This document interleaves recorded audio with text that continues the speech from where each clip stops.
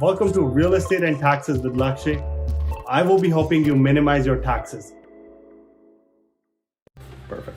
Thank you very much for joining in on our Tuesday session. My name is Lakshay. I really appreciate you guys joining in every single Tuesday at 2 p.m. on a brand new topic in regards to real estate and taxes. So today's topic is basically about the new foreign buyer ban, which has been extended. So this has been a foreign buyer ban that has been in place for the last couple of years.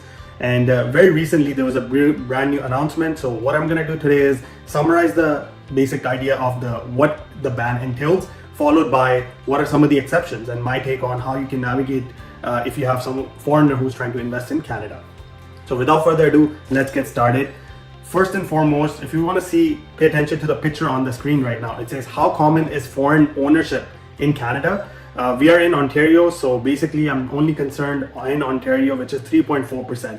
This number is not that big, if you can notice. Like, it's not related to, had this been 25%, I feel like the foreign buyers ban would have significantly impacted the pricing in the real estate industry. But because it is so little, I don't think that the foreign buyer ban's ability to kind of stop the growth in price has been effective. So let's dive right into it. So today's agenda will be, what is the ban? When did it start? Who is impacted by the ban? What are some of the exceptions? Is it foreigners or is it students, work permit holders? How can they, navigate if they have money saved in to kind of buy their first home? How can they, go about this? And then my conclusion. So let's look at previously. So how was the ban before the recent announcement?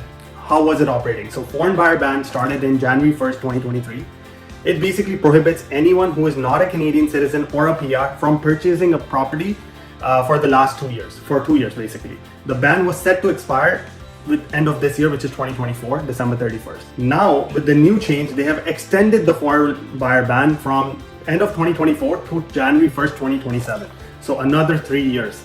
So this means anyone who is looking to buy a residential home as a foreigner, they will not be allowed to do it. Of course, there are some exceptions. So let's look at some of the things that are the rules surrounding the foreign buyer ban. First of all, you as a foreigner can buy a new property or residential property outside of the census metropolitan area. The yellow part you see over here is basically covered by CMA, and anything outside of this would not be covered. So if you have an investor who's looking to invest in Canada, they still have a lot of opportunities to go. It just depends on, they would have to move a little bit further away from the census metropolitan area. If as a realtor you were caught in some sort of a strategy where you came up with a creative way of getting a foreign buyer a home within the metropolitan area, even though it's banned, you'll be charged with $10,000 of penalty. So it is very important to not really go outside of way to kind of making people through creative ways into buying this. It is just not worth it. So who does the ban does not apply to? Well, purchase of vacant land which is zoned for mixed residential use as well as commercial use is exempt. Purchase of residential property, if you're developing it, not for house flipping, but basically developing for living in the property, it is still exempt. So residential development is allowed. Temporary residents, whether it be students or whether it be work permit holders, have been exempt from this. How do they get exempt? Well, I've briefed it for both of the categories. So let's first look at the work permit holder category. The work permit holder category, you can still buy a home provided you have a valid work permit for 183 days or more. You must have not purchased a home previously, and you must be authorized to work in Canada. Now let's look at the student population, which is international students, very big population. Are they allowed? Well, they are, provided they have filed roughly, they have been consistently filing their tax returns. They have been in Canada minimum 244 days outside in the last 5 years, as well as they have not purchased their first home. One other thing that they have mentioned is the price cap of $500,000 is the maximum that a student permit holder can invest into. Again, if you notice, when we started off this presentation, we talked about the 2-year ban, but as we go into this, the residential development is allowed. Work permit holders have a way of navigating. Student permit holders are also allowed. So then who is left basically, right? You can see in this process that the ban is basically has too many loopholes where people can still buy. They just need to find a workaround it. In summary, there are exceptions, but any international student who has spent 5 years in Canada can purchase to a maximum of $500,000 worth of home. Work permit holders who have been filing taxes for last 3 years and the last 4 years, 3 out of the 4 years, they are also allowed. Diplomats, consulate staff, all of these guys are also allowed to purchase a property.